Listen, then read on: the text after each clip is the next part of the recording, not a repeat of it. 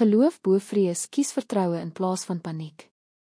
Ek is hier vandag om jou aan te moedig om jou geloof bo jou vrees te kies.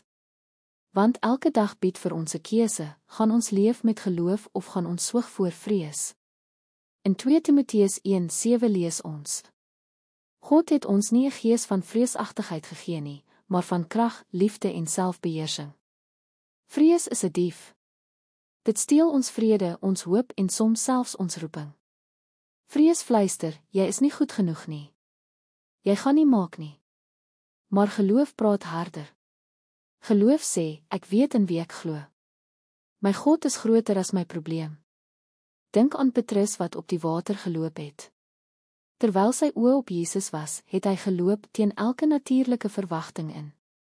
Maar toe hy na die golwe kyk, het vrees oorgeneem en hy het begin sink. So werk dit ook in ons lewens. Wanneer ons fokus op die storm, sink ons. Maar wanneer ons fokus op Jesus, stap ons bo op dit wat ons wou verdrink. Ek sê vir jou vandag, miskien is jou vrees groot, maar jou God is groter.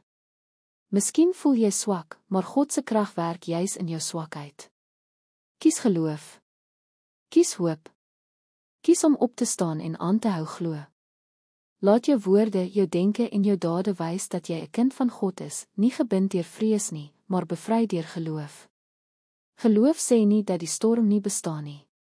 Geloof sê dat God saam met jou in die storm is. So vandag bou jou lewe nie op wat jy sien nie, maar op wat God sê. En wat sê hy? Ek sal jou nooit begewe en jou nooit verlaat nie.